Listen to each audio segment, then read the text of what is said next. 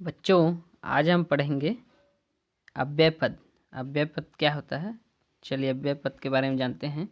देखो, परिभाषा में लिखा है एतानि पदानि अव्यय पदानि कथ्यन्ते। एतानि पदानि अव्यय पदानि कथ्यन्ते, अर्थात ये पद अव्यय पद कहलाते हैं। ये पद अव्यय कहलाते हैं।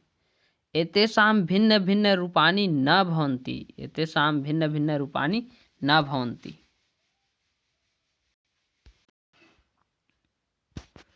देखो दिया है एतेषां भिन्न भिन्न रूपाणि न भवन्ति। एतेषां यानी कि इनके भिन्न भिन्न अर्थात अलग अलग या भिन्न भिन्न रूपाणि अर्थात रूप, न अर्थात नहीं, भवन्ति अर्थात होते हैं। इनके भिन्न भिन्न रूप नहीं होते हैं।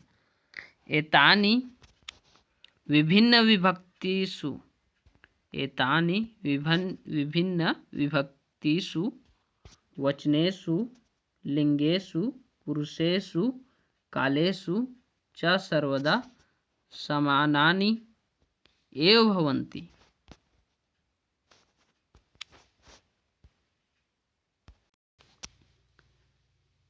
विभक्तिषु अर्थात विभक्तियों में, वचनेषु अर्थात वचनों में, लिंगेषु अर्थात लिंगों में, पुरुषेषु अर्थात पुरुषों में, कालेषु अर्थात कालों में, च अर्थात और, सर्वदा अर्थात हमेशा, समानानि अर्थात समान, एव अर्थात ही, भवन्ति अर्थात होते हैं। तो क्या हो जाएगा?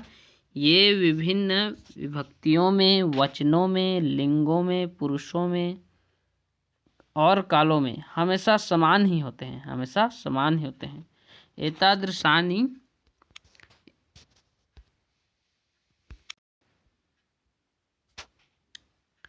एतादृशानि अनेकानि पदानि सन्ति। ऐसे अनेक पद हैं। ऐसे अनेक पद हैं। कानिचित् अत्र तत्र लिखितानि सन्ति। कुछ यहाँ, अत्र अर्थात यहाँ, लिखितानि सन्ति लिखे हुए हैं। पठन्तु लिखन्तु च, पढ़िए और लिखिए। एक बार इन अव्यय पद का परिभाषा दोबारा पढ़ते हैं। ये देख दिया है, जो पद तीनों लिंगों में, सभी विभक्तियों में व तीनों वचनों में, पुरुषों में, कालों में, सभी में एक समान होते हैं अर्थात एक समान प्रयोग में लाए जाते हैं, वे ही पद अव्यय पद कहलाते हैं। वे ही पद अव्यय पद कहलाते हैं। यथा, जैसे, यथा का अर्थ होता है जैसे। अत्र, तत्र, कुत्र, अद्य, एकदा।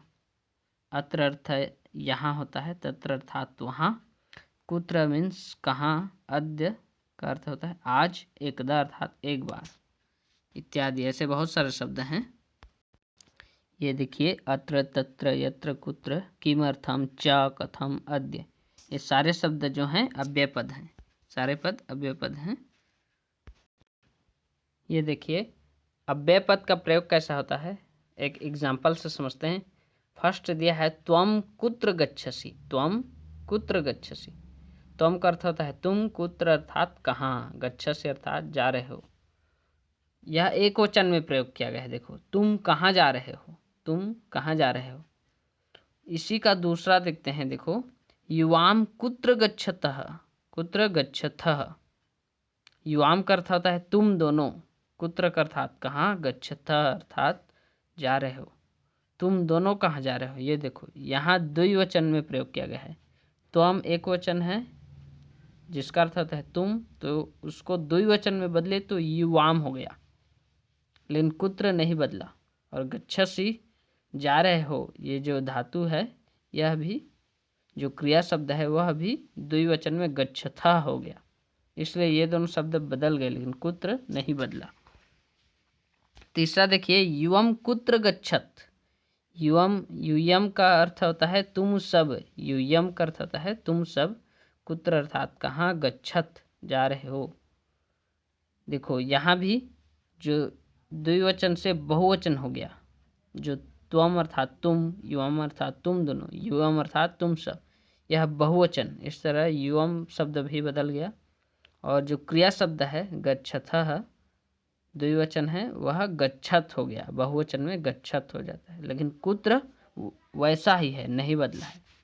इसका अर्थ भी है तुम सब कहाँ जा रहे हो। तो इस तरह कुत्र का प्रयोग तीनों में एक समान ही है, तो इसलिए कुत्र क्या है, अव्यय पद है। क्या है, अव्यय पद। चलो आगे बढ़ते हैं। अव्यय पदानी अर्थात अव्यय पद। ये देखिए यहाँ नीचे कुछ अव्यय पद दिए हैं जिनको मैं पढ़ रहा हूँ। अत्र अर्थात यहाँ, तत्र का अर्थ होता है वहाँ, यत्र का अर्थ होता है जहाँ, कुत्र का अर्थ होता है कहाँ। इन चारों को एक क्रम में लिख दिया हूँ। अत्र तत्र यत्र कुत्र, यहाँ वहाँ जहाँ कहाँ। यदा अर्थात जब, यदा का अर्थ होता है जब, तदा का अर्थ होता है तब, कदा का अर्थ होता है कब। कदा और कुत्र जो हैं दोनों प्रश्नवाचक शब्द अव्यय पद हैं, कुत्र और कदा। इन दोनों का जहाँ प्रयोग होता है वहाँ अंतिम में, वाक्य के अंतिम में प्रश्नवाचक चिन्ह दिया जाता है।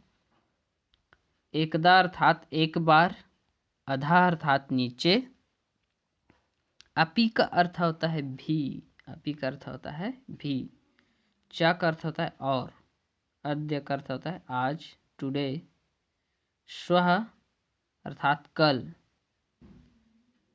ये आने वाला कल है, टुमारो। यह अर्थात कल, इसका अर्थ अभी कल है लेकिन ये बीता हुआ कल है, यस्टरडे। परंतु, परंतु का अर्थ होता है लेकिन, किंतु, बट। पुनः, पुनः अर्थात बार बार, अगेन एंड अगेन। अधुना, इसका अर्थ होता है अब, नाउ। तो इस तरह ये सब अव्यय पद है। इनका प्रयोग जहाँ होता है, लिंग, वचन, पुरुष, विभक्ति, काल सभी में एक समान होते हैं। स्त्रीलिंग से पुल्लिंग में भी प्रयोग करते हैं तो भी वही रहेंगे, और नपुंसक लिंग में प्रयोग करेंगे तो भी वही रहेगा। इस तरह ये सभी बदलते नहीं हैं, ये सभी समान रहते हैं, मतलब हर जगह इनका प्रयोग एक समान होता है।